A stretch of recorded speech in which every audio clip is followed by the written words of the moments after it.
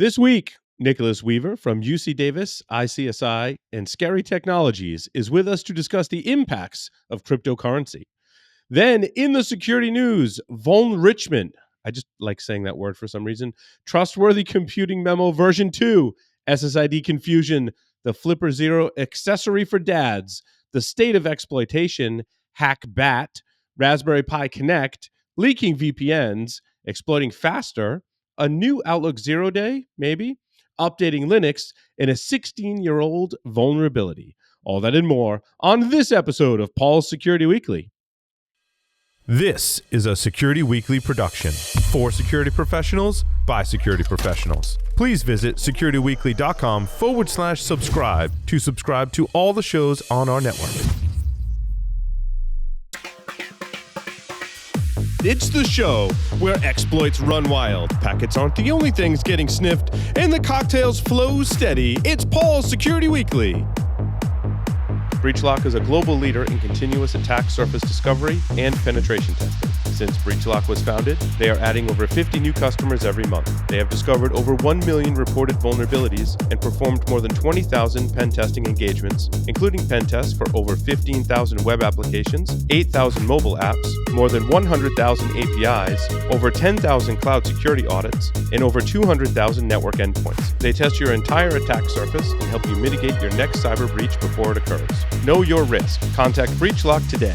Visit securityweekly.com/BreachLock. Coming to you from Purgatory Studios in semi-high definition, compliments of Darth Vader himself. This is Paul's Security Weekly, episode number 829, being recorded on Wednesday, May 15th, 2024. I am your host, Paul Asadorian. No, you're not, because welcome to the show. Let me introduce you to your host. We forgot the introduction. You were on your phone. I didn't forget. Oh, I looked at you and you were on your phone. I didn't forget. Because You let me introduce you. You didn't sleep. Let me introduce you to our host, a man who, when his speeder bike breaks down on the forest moons of Endor, you know what he does? He walks, Mr. Paul Asadorian. I got a joke prepared and everything. I did. See, you're here. Thankfully, you made it back from RSA. Yeah, I did. Thankfully. Despite pulling a Paul. I guess is that what we call it now? Pulling a Paul. That could mean a lot of things. Yeah. I guess. It could. Yep. Don't sleep through your flights, friends. Yes, Larry and I have both done it now. So you can join the club too. All you have to do is get really drunk and then fall asleep, and in the morning miss your flight. And then you're in now with the Paul and Larry Miss Your Flight Club. Yep. Tyler Robinson is here with us. Tyler, welcome. It also feels like guys? Tyler's in that club. Good to be back. And I'm not in that club. You know, I just don't sleep. So I just keep This is a going good all the way point. till that flight and walk on. As much as true. This is Josh Marpet is here with us. Josh, welcome. Hey, always a pleasure. And it's so nice to have the whole crew here back again. It's great. Yes. I wouldn't exactly say the whole crew, but at least Tyler for a chance. Yeah, Tyler, I'm It's just- excited. like, It's it good to doesn't have you feel on the complete back on the without- show. Yeah. All the hosts, it's nice. Quick announcement. The dive into cybersecurity with the Cyber Risk Alliance for exclusive insights from the RSA Conference 2024. Explore executive interviews with industry leaders, uncovering visionary perspectives on threats and strategies. Delve into curated articles on trends and innovations, equipping yourself with essential knowledge for today's cyber landscape. And you too can write announcements with ChatGPT. Visit securityweekly.com/RSAC for expert guidance and inspiration in navigating cybersecurity challenges confidently. Next year, I want a booth at RSA selling pixie dust and snake oil. That's right. But it has to be powered by S-bombs and Powered AI. by AI. You got it. That voice you hear is none other than Nicholas Weaver, a lecturer, researcher, chief mad scientist from UC Davis, ICSI, and Scary Technologies. Nick Weaver is a lecturer at UC Davis, and a researcher at the International Computer Science Institute. Is one-man drone startup is what is Scary Technologies. He likes to think of himself as a bang-on-it-with-a-stick system and security person, taking an interest in everything as long as the systems are digital, no noise, explainable, which means no AI, and commonly adversarial, because that's where the fun, interesting, and possibly for him, solvable problems lie. Nick, welcome to Paul's Security Weekly. Thank you very much for having me. It's nice to have you here, man. I want to know. I love the bang it on it with a stick Yes, mentality. That's very, very, very appropriate. I think it all depends on the size of the stick. Am I right, Nick? Yes, unfortunately, my staff is in my Davis office. I keep a nice 4-foot tall ironwood staff where I put in notches when I catch students cheating. Yeah. Oh. I don't want to know how you put the notches in. But Nick, that's a pocket knife. Okay. When I give them Fs, those get filed into the Stanley Foobar. That's awesome. Nick, how did you get your start in information security? So basically back in 2000, there was this little incident called Code Red. And so this worm spread worldwide in 13 hours. Now, most people at the time went, oh my God, 13 hours. Oh God, that's fast. And me and a friend, Michael Constant, were hanging around the CSUA office. I was a grad student at the time. And we're going, 13 hours? God, that's slow. What do we ever do in computers that takes 13 hours? Started to sketched out strategies on how you could do a computer worm that would spread worldwide in 15 minutes. Did up simulation to show that that would be valid, and that changes entirely how you think about worm defense. It basically says any viable worm defense has to be 100% automatic. And so I ended up doing a outrageous opinion talk at SIGCOM at the last minute, where, hey, during my outrageous opinion talk, I could have taken over the internet, and then submitted it to Usenix. It got rejected but merged, and so that became half of how to own the internet in your spare time. The seminal paper on the theory and practice of very fast computer worms circa 2000. I think I remember reading that when you were describing it. I'm like, I think you presented that or did a Usenix thing with it. So it rings a bell. Yeah, so Vern, Stuart Stanford, and I did How to Own the Internet in Your Spare Time. And it was basically a combination of Vern's observations on Code Red's behavior, Stuart's mathematical analysis of Code Red's behavior, and then simulation from me showing that the simulation can match reality and you could make things so much faster. And then Slammer hit and showed, oh God, why didn't I think of that? I was going to say, then we had SQL Slammer, which proved it was possible in the real world. Oh, yes. That was, so much fun. Also, Blaster was fun because I was arranged to do a talk at Microsoft Research on worms. And Blaster hit the day before I arrived to give the talk. And let me tell you, my schedule that day was very different than intended. I bet. There was a lot of people listening even more intently than they would have the previous day, right? Oh, yeah. Blaster made Microsoft get religion for a decade plus. Yeah, you're right. That was the turning point for sure.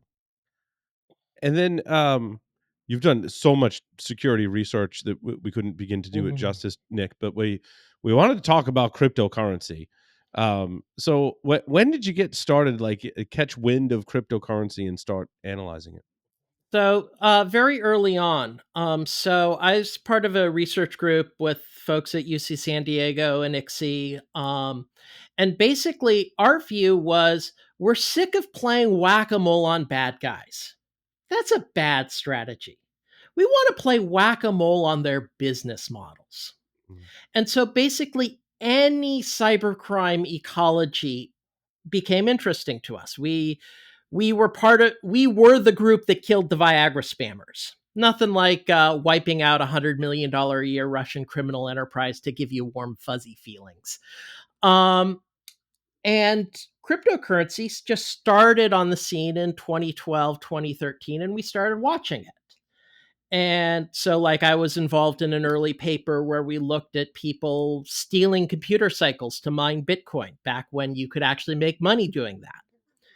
And since then, I've basically watched the field, because what happens is computer experts, especially academics who look at that space, either one of two reaction hits. Either they go, this is bullshit and I don't want to pay attention to it, or they figure out, become part of the grift. And so they do the startup that is privacy preserving machine learning on the blockchain, asterisk, assuming SGX ever worked, issue their tokens, sell their tokens, and make off like bandits. So that's the two common trajectories for academics in cryptocurrency. I was a special case because I had a monetization model. I could, right from the start, see that it was a pile of male bovine excrement, but it was a damn funny pile of male bovine excrement. There's tons of comedy godel, as the saying goes. And critically, I could have a monetization strategy where I could watch the space, and turn it into both non-academic and academic papers. And so I've done a lot of papers in that over the time, just observing the stupidities. And admittedly, my view has changed. Back when I started, I thought it was amusing, silly, and useless. Now I think it is an abomination that needs to be yeeted into the sun. Yes, I know any astrophysicist will tell you it takes less delta V to shove it into the void of interstellar space, but we don't Where's want the some fun in that? aliens stumbling on it either. We don't want to pollute the rest of the galaxy. It's also not nearly as fun. True. Why do you think those original papers where you were calling to light some of the nuances around cryptocurrency and the pitfalls that everyone was stumbling in, and Ponzi schemes, criminal organizations, all the things that you talk about, which I would love for you to get into. But why do you think some of those original papers and things didn't make much traction in the circles within cybersecurity, infosec, even crypto spaces? Because most of the cybersecurity and infosec people go look at it, go, you want to do a global payment system where the currency is volatile and you can only handle 6 transactions per second, and if you lose your private key, all your money is gone. No, thank you. It's garbage. I'm going to avoid it. And so you're left with the only people in the space pretty much being true believers. And I disagree. True believers or true grifters? yes. Why don't we have both? Is there Or a difference? There is. I will say that there is. There are people that see the, first off, differentiate between blockchain and cryptocurrency. There are, admittedly small, but there are some legitimate use cases for blockchain.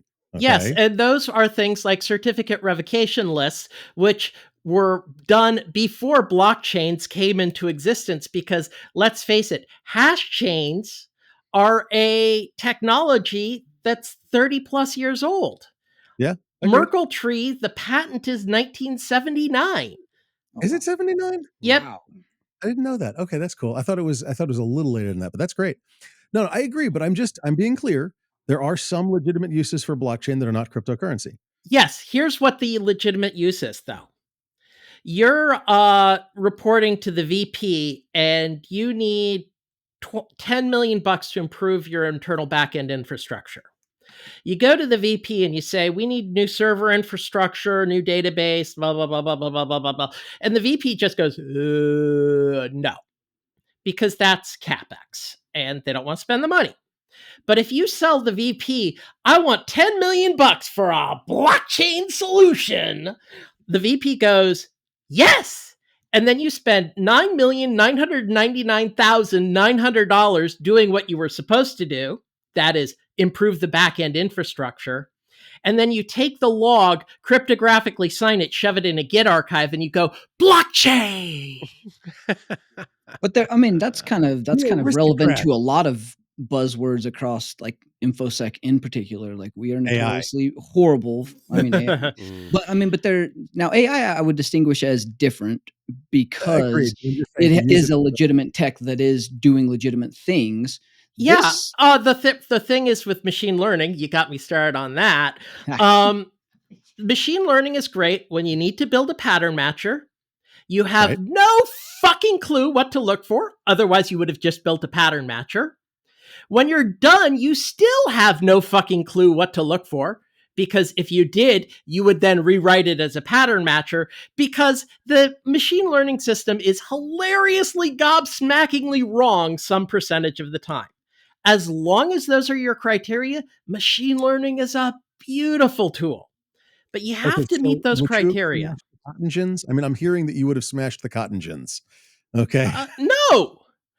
No, as I said, machine learning, when you have those properties, is great. What do you think powers Siri?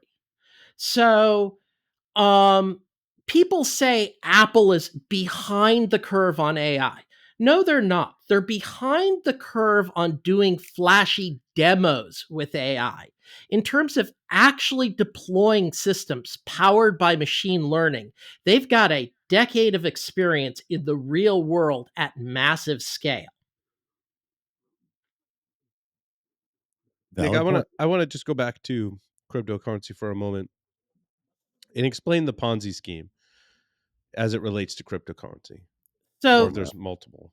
so there's the individual Ponzi schemes, and then there's the field itself as a Ponzi scheme.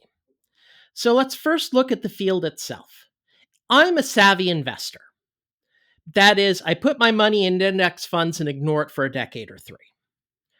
In the end, when I get my money out, it's not just the difference between what I bought it for and what somebody else paid for it, but also the dividends and the buybacks and all that. That makes it a positive sum game. With cryptocurrency, there's none of that going on. The only gains you get are from other people, from other investors going in. And there's a class of investment that's that way. It's called a Ponzi scheme. And so fundamentally, the space is one giant self-assembled Ponzi scheme. Nobody set out to make Bitcoin a Ponzi scheme. But the only gains that somebody gets from Bitcoin are Ponzi gains. That is, gains from some other punter putting money in. And then on top of it, it becomes such a rife tool for running Ponzi schemes on Ponzi schemes that back in the original days of Bitcoin, one of the stories I absolutely loved watching unfold was 10% of all Bitcoin at the time. Note, this was at a time when Satoshi was a huge fraction of the Bitcoin. So you'd say probably about 20% of the actually active Bitcoin was invested into a single Ponzi scheme on the Bitcoin Talk Forum. That the editor of the Bitcoin magazine bet was legit with money he didn't have. So people would invest in the Ponzi scheme and then hedge by betting against the editor of Bitcoin magazine. And of course, it was a Ponzi scheme and it collapsed and everybody lost their money. But guess who was running the Ponzi scheme? A guy online known only as Pirate at 40. 10% of all Bitcoin owned by a Ponzi scheme at Pirate at 40. And so when you get things that are effectively Ponzi schemes like Celsius and Terra and all that, you go, oh, they're Ponzi schemes. They're cool. But they didn't have the style of the old days. I miss Pirate. Was there that person's identity ever revealed, or Brendan T. Shavers, he was prosecuted. He pled guilty, served like 3 or 4 years. What little restitution was possible was taken from him because, let's face it, Bitcoin at the time was really, really small, so there wasn't actually all that much money involved. But yeah, the Bitcoin community found out who he was fairly quickly. And stories like that are just so damn funny. And one of the things that frustrates me about the cryptocurrency community is they don't even remember their own grifts and their own scams, no matter how funny they are. Mhm. They've got they've got the object permanence of a horny mayfly. It's a lot of folks ask me when related to cryptocurrency when the governments are going to get involved and taking control of it. What's the relationship in your mind, Nick, between governments and cryptocurrency? The relationships are that the governments haven't been doing their job, but when they start to do the job, the field dies in ways that it should have never been allowed to fester. You're talking about So, central bank digital currency type things, CBDCs? no, a CDBC is silly. I agree. It's enforcing the existing regulations on things like unlicensed securities. Ah, Every cryptocurrency, when issued, is an unlicensed security. Mm. Um, every cryptocurrency exchange is a money transmitter. Cryptocurrency miners are money transmitters. whoa, The whoa, whoa, whoa, tethers. whoa. Back up. What do you mean a cryptocurrency miner is a money transmitter? So Most definitely. a money transmitter has legal obligations, and a money Yes. transmitter Oh, agreed. includes those who do things like maintain the ledger. So the Oh, okay. In cryptocurrency that sense, miner yes. that That makes sense. validates the block is the money transmitter for that block. You're not talking And about because it mines the money. You're talking about because it maintains the ledger. Got it. because That it that maintains the transfers. that makes sense. My Yes. apologies. Okay, that makes more sense. No, that's once you enforce the miners as money transmitters, the entire premise of cryptocurrency fails because there's no know your customer. And we can build systems that are very small dollar that do know your customer. So, how many in the audience here know what green dot is? Yeah. So, for those of you who don't, for the audience members who don't, green dot is basically prepaid credit cards. And you could go and buy a green dot card, and then you can go into 7-Eleven and buy what's known as a green dot money pack, which is a number to reload the card. And this allowed you to do money transfer to somebody else. You tell them the number on the money pack, and they load it onto their card. And we had a ransomware epidemic close to a decade ago, the first ransomware epidemic targeting individuals. And this ransomware would take either Bitcoin or Green Dot. And the bad guys, basically, the victims only liked Green Dot because Bitcoin is, Mhm. and still will always be unusable. So the bad guys actually had cash out networks in Europe where they'd have people with dozens and dozens and dozens of Green Dot cards going around to ATMs and basically harvesting out the ransoms. And this was quite a successful business until basically Congress sent some nasty letters to Green Dot. And now, when you activate a Green Dot card, you have to give them the social security number and everything else, and the bad guys can't use it anymore. And that first ransomware epidemic just went away. And Green Dot's still a nice, profitable business that does know your customer on $200 value accounts. Do you think by the government beginning to regulate like the crypto exchanges and where we have all of these know your customer initiatives and regulations starting to pop up, do you think that that is now bringing legitimacy to the cryptocurrency space such that either we've gotten too big or we've come too far with too many things relying on it, including banks and financial systems beginning to build, Web3 and smart contract stuff? Do you think we've gotten too far to actually stop this cryptocurrency madness that you're kind of explaining? No, I don't think so, because it's actually pretty damn isolated. So, we look at the real money in cryptocurrency, and it's basically just the exchange traded funds on Bitcoin and some money on Coinbase. The money on Coinbase is basically degenerate gamblers, and I'd rather they go to Vegas because the food is better, but Mhm. that's the business there. The EFTs experienced a few $1 billion of net inflow, but that was it. most of the, or about half of the EFT money was converted from Grayscale Trust, people taking Grayscale Trust that they had money in and turning it into others. And so the actual real money in the system is low. When people try these Web3 things, they basically come to the conclusion it's hot garbage. And so it's coiners inside the bank doing the side project kind of thing, but they go nowhere because the infrastructure is just so bad. The Ethereum world computer is 1/5000th the computing power of a $40 Raspberry Pi. This Raspberry Pi here, this is a compute module, it is 5,000 times more powerful than Ethereum in terms of compute per second. And it doesn't cost $50 a second or so to use.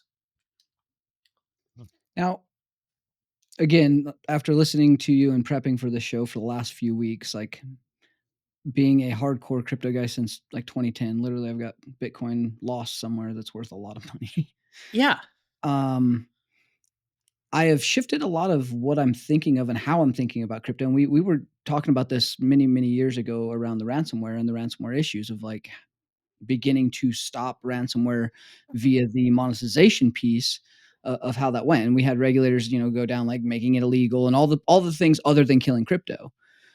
Now, with what you're saying, aren't a lot of financial institutions and or frameworks over the years, take stock markets, penny stocks, the Dow, even going back and looking at the NASDAQ, like some of these almost appear to be some of the similar origins, frameworks, kind of Ponzi-ish scheme stand-ups in reference to how their framework works, what the monetary of like what an actual asset means, and how they're trading those commodities across multiple things or trading on the commodities of the commodities and futures.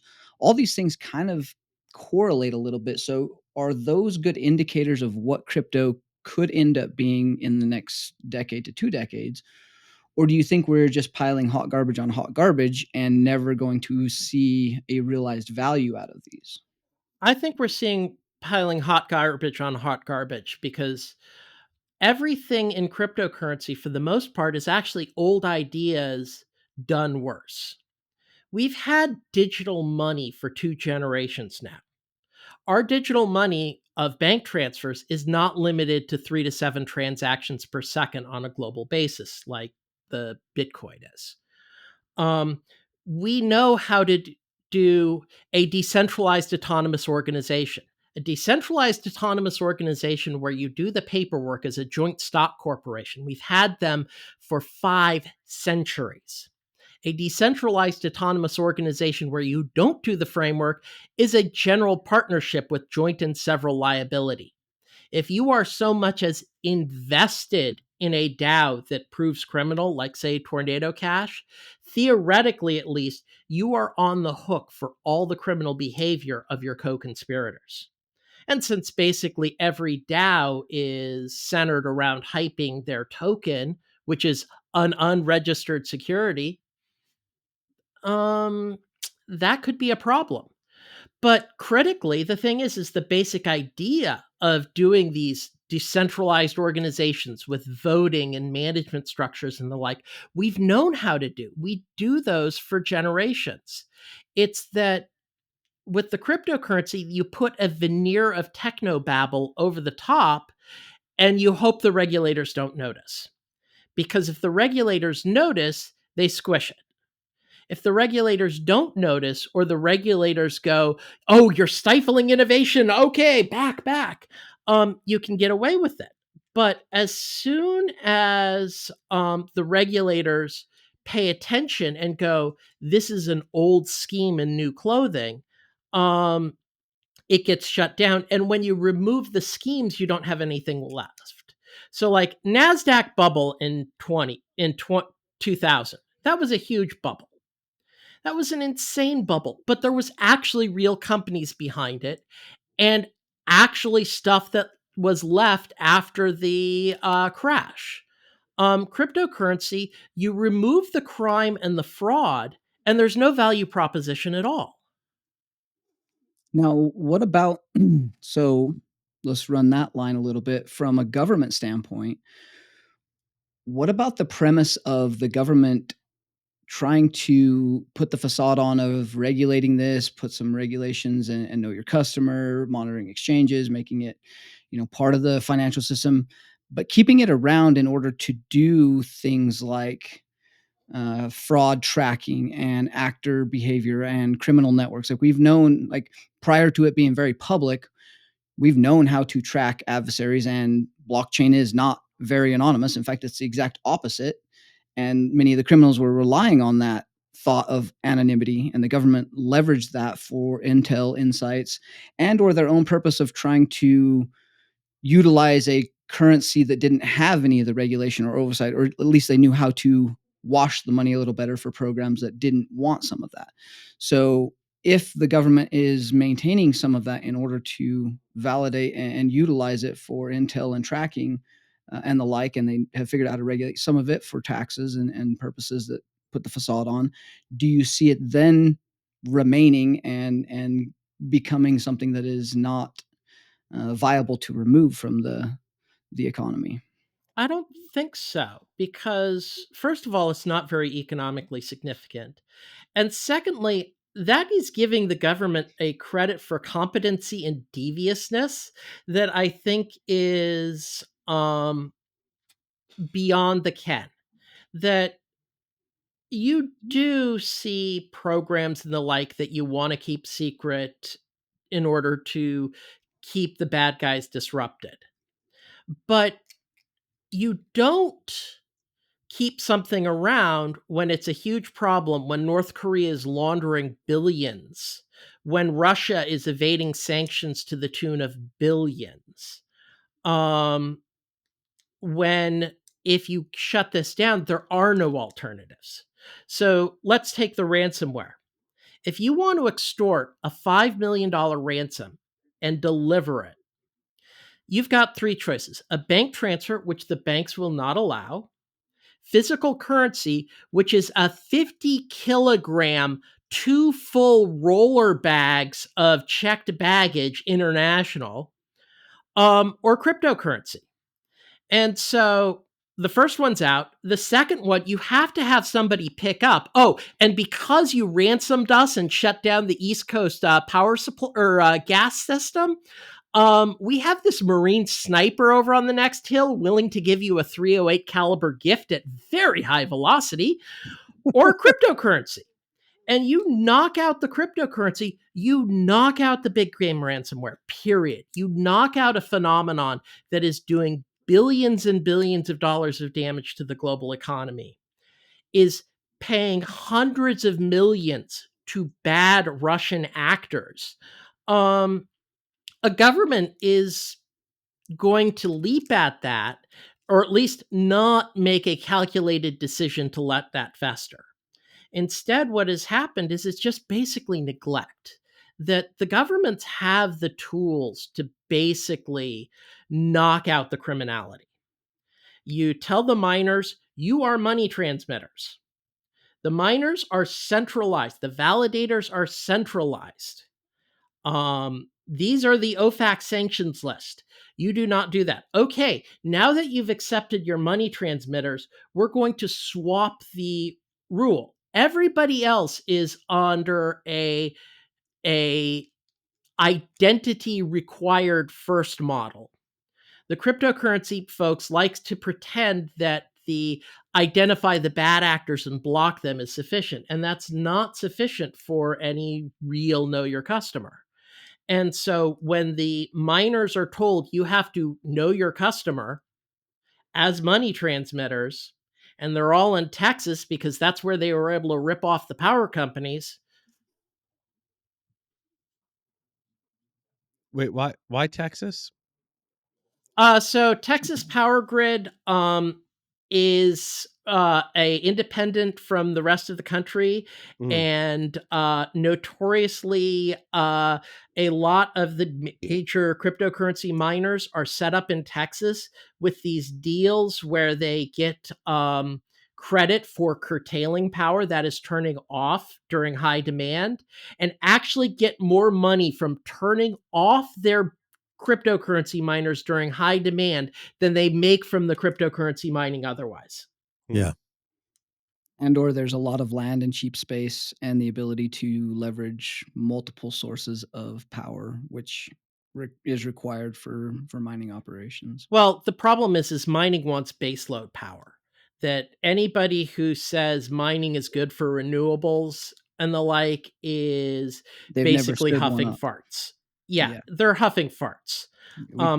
We tried to stand up a 50 megawatt solar farm in order to do massive crypto mining, and I can tell you it is not possible. Yes. For something that has a 50 megawatt solar, you want to do a process that is far more energy intensive than capital intensive so that you actually can benefit economically from turning off at night. So what you're saying, Nick, is that the U.S. regulators, the federal government, could leverage ways to shut down cryptocurrency? Yes. So the biggest one is Tether.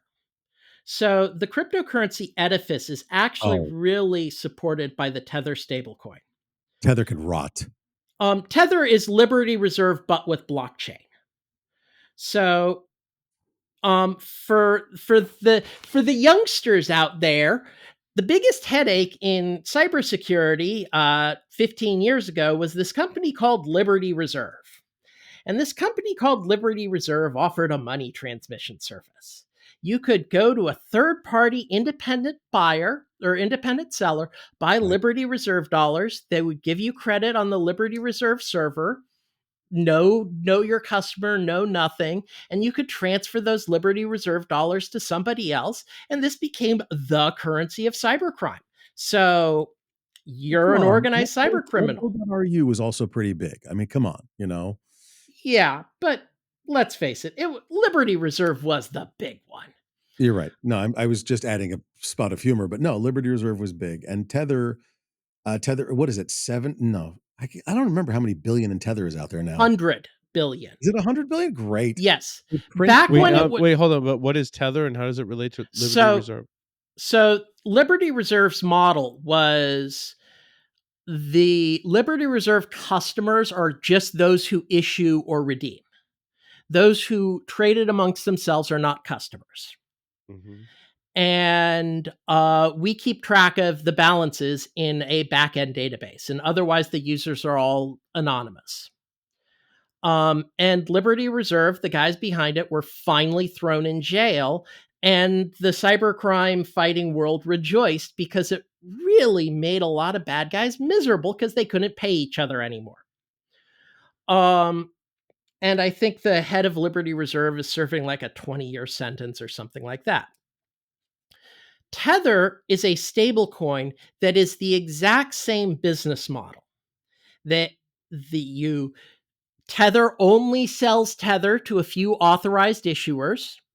They claim that they only accept dollars, but there's a huge amount of suggestion that basically they accept cryptocurrency as collateral to borrow new Tether to raise the price. Whoa. You're absolutely incorrect. It is commercial grade paper that is absolutely not faked, in no way, shape, or form, absolute valueless bullshit. In no world is it simply that they print off money with nothing as collateral, with only about, last I'd heard, about 3% of actual collateral, 3 cents on the dollar collateral for their stuff. Yes, It's getting, and by the way, it's worse, last I saw, so that it might be even less than that, 2 or 1 cent on the dollar. This is called a Wildcat Bank out of the 1800s. They had prettier pieces of paper.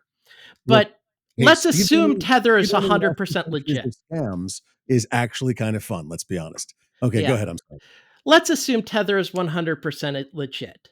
The only difference between Tether's business model and Liberty Reserve's business model and Green Dot's business model is who keeps track of the records. That in Liberty Reserve, the records were on a central database controlled by Liberty Reserve. In Tether, it's on a smart contract on a public blockchain. And Tether still maintains control of the smart contract and can arbitrarily freeze and block transactions should they desire. And they do use this. So the difference between Tether and Liberty Reserve is literally who keeps the records. Other than that, it's the identical business.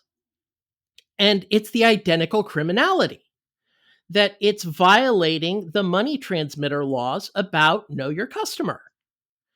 And violating it to the tune of enabling billions and billions of dollars of sanctions evasion.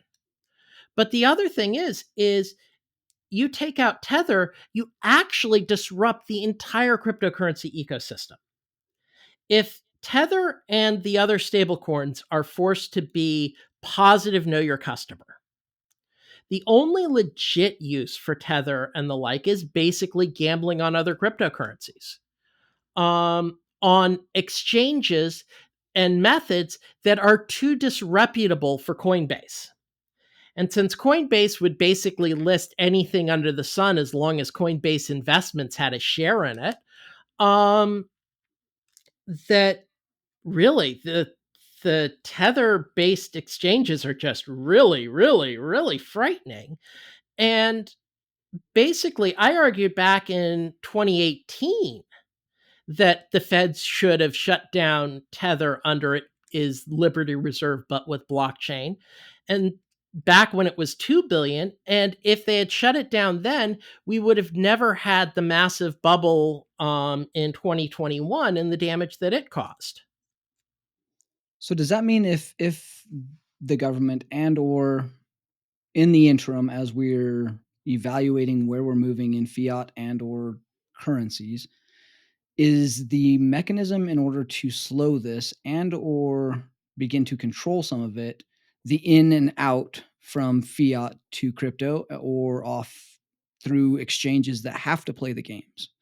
Is that one of the mechanisms that we are going to be able to leverage over the next 5 years? Yes, but I'd put it more general. Bitcoin has committed a crime against me personally. A personal crime. Got fairly strong Silicon Valley libertarian tendencies. And All right. Bitcoin has made me believe in the jackbooted enforcement of money laundering laws. Enforce all the money laundering laws at all the points. You're pissed off because it's made you more conservative.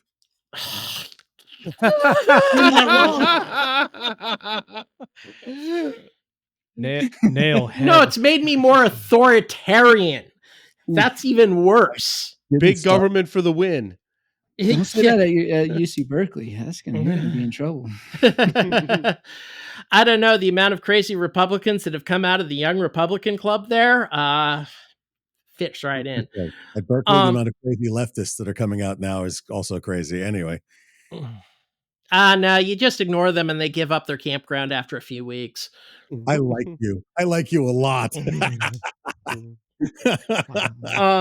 But basically, the solution is enforce the existing money laundering laws on multiple fronts. Yeah, absolutely. Shut down Tether. Exchanges, the transfers out of exchanges in cryptocurrency have to be know your customer. The transfers into cryptocurrency have to be know your customer. Basically, all cryptocurrency miners have to do know your customer. It's time to basically end the notion of pseudonymous accounts. They didn't exist anyway. People are stupid. But that's me. Anyway. They existed at UBC in Swiss banks in the 80s, and then the feds basically strong-armed them, and now they tell. In terms of cryptocurrency, this whole concept of decentralized, anonymous, no legal barrier currency is a whole pile of bullshit. It is absolutely trackable. It is absolutely centralized because if you actually want to do something with it, you got to be in an exchange. What's that called? A central bank. Yes, and what's worse is whenever people try to use cryptocurrency at scale, they literally recapitulate the centralization. So when El Salvador's El Presidente dictator is a total nutcase. And he said Bitcoin is going to be a standard too because El Salvador can't be trusted with their own money, so they're on dollars. And so they created an app. They gave everybody some Bitcoin balance to spend, huge discounts on gasoline as well if you bought with Bitcoin. And basically, everybody spent their starting balance and has never touched it again. And yet, the application in question, the Shivo wallet, did not actually use any Bitcoin at all to transfer between people. It just shifted balances in an SQL database like any other modern payment system. So what is the next answer then? Like if all this Web3, all this crypto, all the things that we are talking about is not the next move in financial systems, and many of the financial systems are getting archaic and or at least the back-end infrastructure that supports a lot of them. The centralized and core databases for banks that run on AS400s and the like, what are we looking at to move to something? I thought this would be probably the next easiest stepping stone to get to something that is not our current financial system, that is better and more modernized. Like we've went to transactional, we've went online, we've went without paper in a lot of cases. What are the frameworks, and have you seen other projects that is not crypto or blockchain based that do make sense to fit this billet that we're trying to solve problems for? Yes, and it really depends on the niche. So, for person to business payments have actually been revolutionized in the past few years by Block and Square and basically companies that make accepting credit card cheaper. Not in terms of the cost per transaction, but in the cost for setting things up. That the cost per transaction for credit card is still ridiculous, but then again, I get my kickbacks, so I can't cry too much. Um, but those companies have made it so much easier for business to consumers.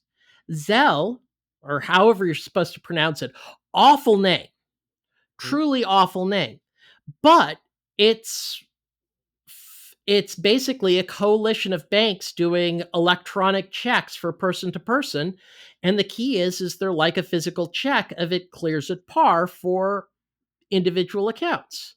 And so like when I had to pay off my sister for some construction material that she got from me, I was just able to transfer it to her account rather than writing a check. And their marketing sucks, their user interface sucks, and um their attempts to try to go with a more cryptocurrency style fraud protection really suck. But those actually work. In terms of big scale finance, the last thing of note was the index fund. Everything since has been basically Wall Street stealing from you. So what about the premise around that? I think you're right, but the one of the things that a lot of people are looking for and really trying to find and strive for, which big companies are not, is the balance in privacy and or what is being disclosed from both advertising, targeting, marketing sell-offs, stuff that can get breached. What what pieces of this where blockchain and crypto kind of made sense for some anonymity in some cases, what things can we expect and or start to think about as we look at our current financial system? You look at Zelle and all these, like, yeah, they've modernized and they've moved, but a lot of the subsidy that many of these companies get comes from what they sell off as our spending behavior, our ad tracking, our personal Well, persona. And then don't even get me started on the credit companies that then tap into in a whole nother line of stuff that is just criminal and in and of itself. and this is truly obnoxious. The cryptocurrency stuff doesn't make this better. You want to make this better, send money to Wyden's reelection campaign. Because the way to deal with those is privacy laws with teeth.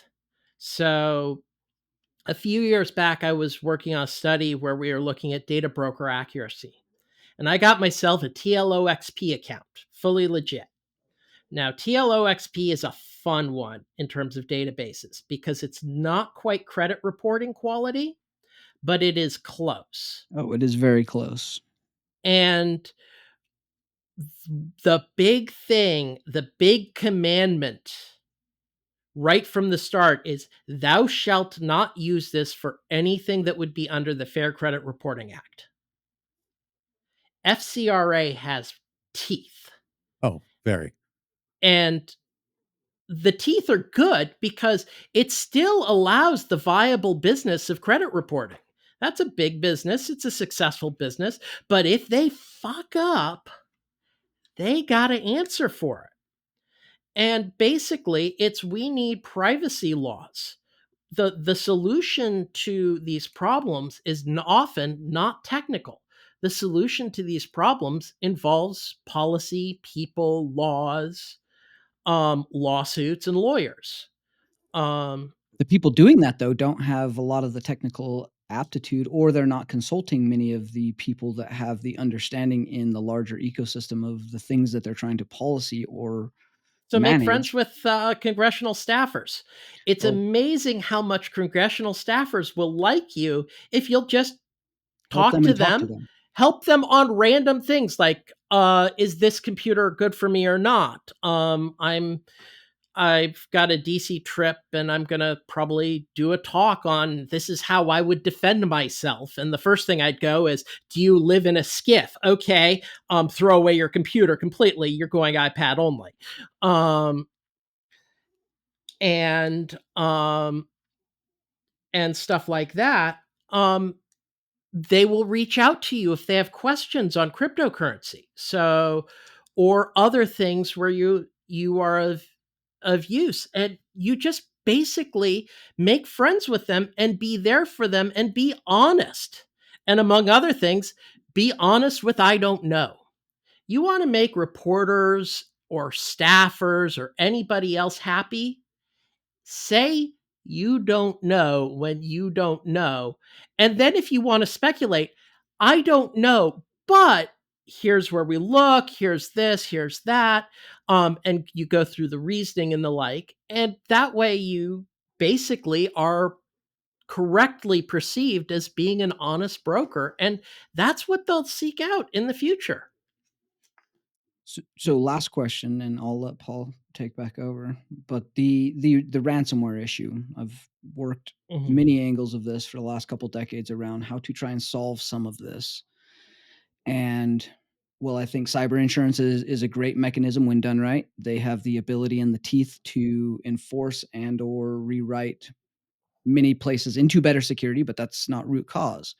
Root cause is the monetization of criminal markets and entities that will use that particular attack in order to gain some monetary value. So if we remove something like Bitcoin or Ethereum, and the attackers then move to something like Zcash or Monero, where we're talking about a different anonymous and different chain that is much less regulated, much less known, do we still end up with the same problem, or do all cryptocurrencies have to go away in order to solve ransomware? Well, two things. First of all, those second tier shitcoins like Monero and Zcash are way too illiquid to do the cash out because the bad guys don't want the cryptocurrency. They want dollars in a bank account because let's face it, these days, even physical dollars aren't money. If I give you a stack of $50,000 in cash, it's actually going to be really hard to use. This is the cartel problem, right? Like Yeah. cartels have a cash liquidation problem, and they have cash. Yeah, and so the thing is with the second tier cryptocurrencies, those do not have the liquidity to turn into actual money. You only have the big ones: Tether, Ethereum, Bitcoin. Those are the only ones that work because they're the only ones that are big enough. And you disrupt the cryptocurrency space, that disrupts the entire concept of cryptocurrency payments because any regulation that would properly enforce against Bitcoin would also enforce against Monero, Zcash, etc., except that those are already much more isolated to begin with. And so it would specifically, I like to say we don't have a ransomware problem. We have a Bitcoin problem because there is no viable alternative. Because if there was a better alternative for them, they would already be using it. Where do the criminals go? Let's say we successfully squash cryptocurrency for use in paying criminals. Where do they go after that? I mean, they're gonna do something, right? Yes, but they're going to be doing something that isn't necessarily going to be our problem. So let's go back to the Viagra spammers. So back 12 years ago, how much Viagra spam did you get in your email box? Yeah, quite a lot. bit. We joked about it a lot on the show. Hell of a lot. We killed it. And the way we killed it, and by we, I mean the research group I was part of, and I was part of the team that did. We would do test purchases and map the infrastructure. And the infrastructure was such that the web infrastructure we can't disrupt, the DNS infrastructure we can't disrupt, the shipping infrastructure we can't disrupt. It just gets drop shipped from China and India. And so we got a couple of genuine fake Rolexes, genuine Shitinaran fake Rolexes.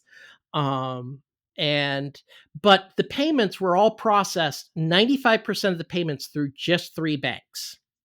When our above the fold business section report in the New York Times, a report on our stuff, hit the New York Times, all those payments stopped within 48 hours.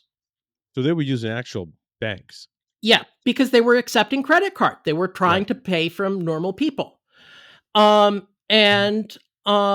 happened is the bad guys in the group, because of course they had the public forums and we'd read the forums, and we had native Russian speakers in our research group.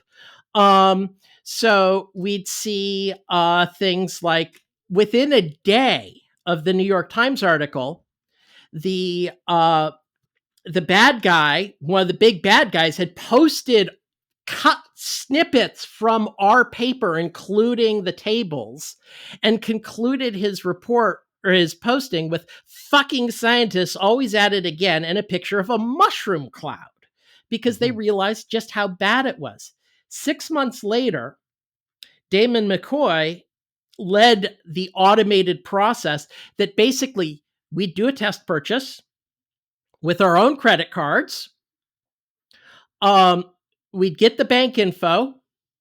Pfizer would send a nastygram to the bank and squish the credit card account.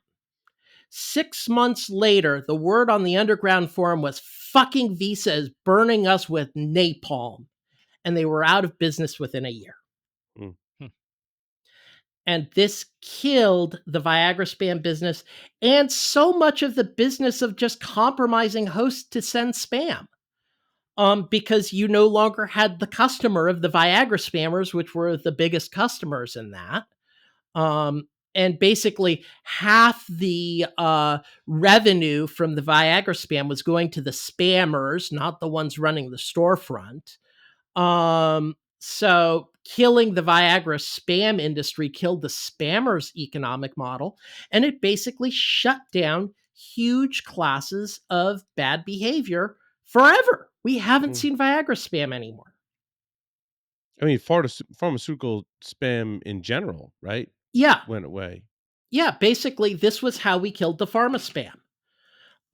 And this was $100 million a year criminal enterprise. We have the reports on how we did the analysis, and we were able to actually estimate the size of this business. And they were not able to find an alternative. And they just, those guys literally went out of business and did something else. Something else that did not involve sending out massive amounts of spam. And the ransomware folks will be the same way. Probably some of them will go work for the local spy agencies. Some of them will have to retire to Sochi and womp womp. How do we do a similar report or study to make an impact on ransomware, though? Is it the same thing, or what do we need to do? What's the call to action, Nick? The world. The call to action is cripple cryptocurrency by active know your customer. Miners, must perform Know Your Customer on all transactions they validate. Exchanges must perform Know Your Customer on all cryptocurrency transactions they're involved in, sending and receiving. Any cryptocurrency exchange that doesn't, OFAC the motherfuckers. The other thing is, one of the things on ransomware is OFAC has teeth. So Yeah. when you're ransomware, you get to a ransomware negotiator who handles the actual dealing of the payments, etc. And one of the things the ransomware negotiator has to do is, I solemnly swear that this ransomware gang is not OFAC'd. Mm-hmm. OFAC them all. Any ransomware gang should be presumed listed as a OFAC target unless the ransomware gang is willing to prove that they aren't. That is, Which will identify them force anyway. the ransomware gang to prove that they can be arrested by the FBI. Right. And there you have But it. just That's how we enforcement stop whatsoever. ransomware right there. Yeah. See, and I thought all outbound transactions required Know Your Customer. Currently, are there still exchanges that are doing that don't have Know Your Customer? 99% of the exchanges don't have it. Interesting. Yeah. Okay. All the cryptocurrency exchanges that don't have banking that are dependent on Tether don't have that. And in fact, all those cryptocurrency exchanges are effectively giant mixers as a consequence. Yep. But critically, they don't have Know Your Customer on incoming, that this is the account holder's cryptocurrency and not somebody else's. Yep. And they aren't forcing, where did you get this cryptocurrency from? And why is the ledger say it has Wasabi and CoinJoin three hops ago or whatever? That's actually amusing, because one of the things I've come to the conclusion is Chainalysis actually sells two products. Chainalysis sells products to exchanges, and it sells them to law enforcement. Yeah, of course. And so I saw a case, this is in the public record, where it was BitInstant, I believe, received $1 million in Bitcoin from somebody who had stolen it.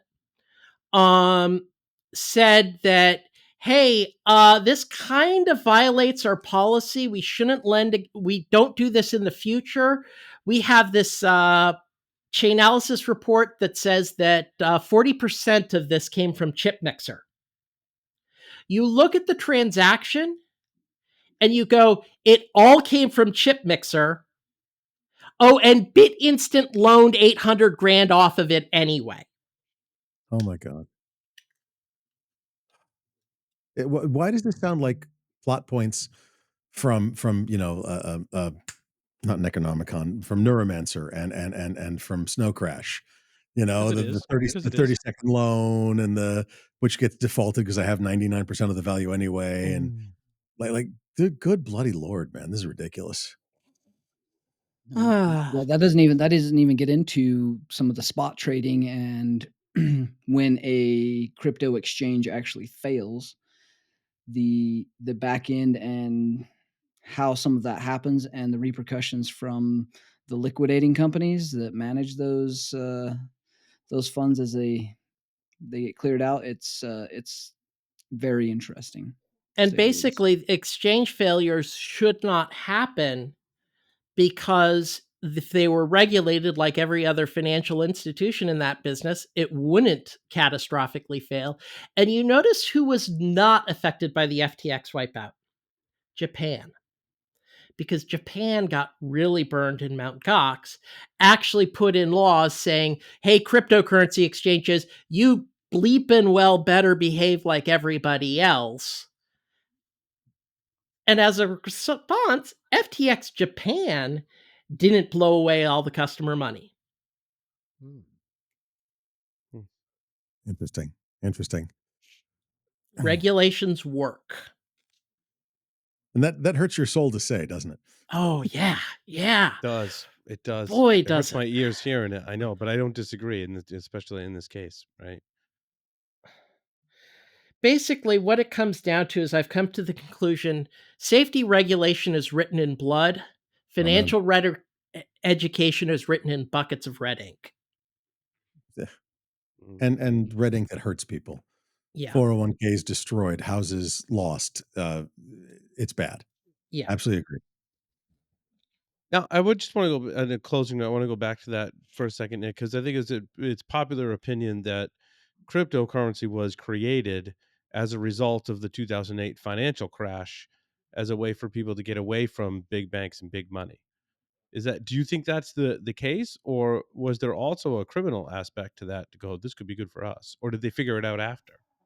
I think the initial was truly that motive on the basis of the Satoshi Mhm. author or authors. It very quickly became clear that it was only used for criminals. So Mhm. Satoshi basically went away at the early rise of Silk Road, when it was clear that the only use for Bitcoin payments was basically drug deals. Mhm. Um, and so very quickly became clear that was the only thing that it was good for. There are some in the cryptocurrency space that truly do believe that there should be a right to financial privacy.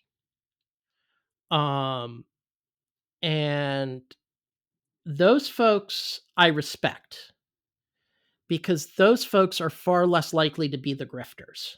Mm. Like how I said about the faculty members creating their cryptocurrency, et cetera, et cetera. And yes, indeed, privacy preserving machine learning on the blockchain with a asterisk, assuming SGX works, because that's how you get the privacy preserving. Um, um, that's a faculty startup. The only faculty member I respect who's pro cryptocurrency is Matt Green. Mm. I truly respect what he's done with Zcash and zero knowledge proofs. It's also, he didn't really seem to have an economic interest in making Zcash a super duper success. And we will agree to disagree about the fundamental principle of financial privacy, but I believe he is honest, which is rare in the cryptocurrency space. Mm. But Nick, being I just honest, so Zcash is an interesting one because that's one that smart criminals know how to leverage to mix their own stuff properly, but not at scale. And it can't be used at scale because no reputable cryptocurrency exchange with banking connections will touch it. And even for the disreputable machine exchanges, it's so thinly traded, it's not useful. So basically, and it also doesn't actually provide any real benefit over Tornado Cash. That Zcash is basically Bitcoin with Tornado Cash built in. Interesting. No, it's hard to see good projects like Zcash be the answer to hard problems of how to remain anonymous and to mix your own stuff. So when good things, I guess scale matters. When good things actually get used nefariously, at that point, does then, because the honesty, does that project then die? Does the founder change it? How do we move forward with good projects that we see like that? I don't know. I think it's try to switch the effort. The effort for financial privacy needs to be on legislation. Senator Wyden is the one who would make good financial privacy work, not a cryptocurrency. Which state is he from? Oh God, I can't remember, but Hmm. I disagree with him on certain things, but when it comes to big things on finance and surveillance and the like, I strongly agree. The biggest thing I disagree with him on is he would like to require a warrant before the US government purchases sensitive location data and stuff like that. I just think that data shouldn't be collected in the first place. If it's for sale, you don't need a warrant to shop at Walmart. Mhm.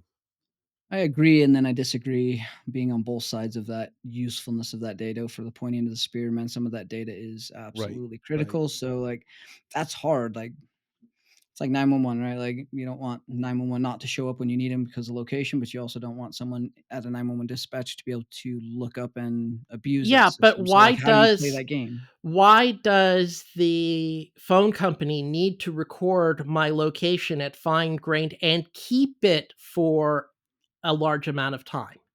That's the thing, that so I would much of even be okay with those companies doing some of that if they turned over and or were regulated around their security to the extent that it actually meant something, not via and PCI or whatever. and legal limits on selling. Yes. Mm-hmm. Yeah, the That's the selling thing. part, like, I would just say they can't sell. Like, Yeah. that I I just, agree with you on that. Sorry to interrupt, but we're running short on time, and I really wanted to ask Nick 5 more questions. Nick, are you ready to play 5 questions with Security Sure. Weekly? 3 words to describe yourself.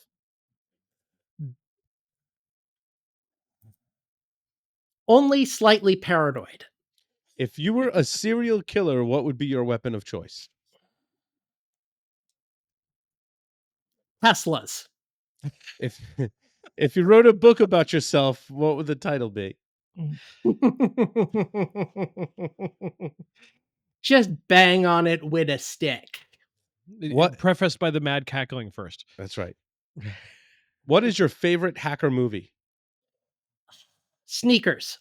Yes. Choose 3 celebrities to be your parents. Three? My teleprompter says 3, so I read it. Jesus. Choose 2 celebrities to be your parents. Alive, fictional, dead, or otherwise. Live, fictional, dead, or otherwise. You realize he's going to ask clarification on otherwise. Yeah, I ask that all the time. You know what it is? Otherwise, It's real. Like, that's the only one that's not there, right? right? Imaginary? That would be fictional. That could be. Well, it depends. So we're giving Nick a chance to think here. That's right. Let's go with a funny one. Paul Atreides and Chani, so I can become an immortal giant sandworm. Oh man.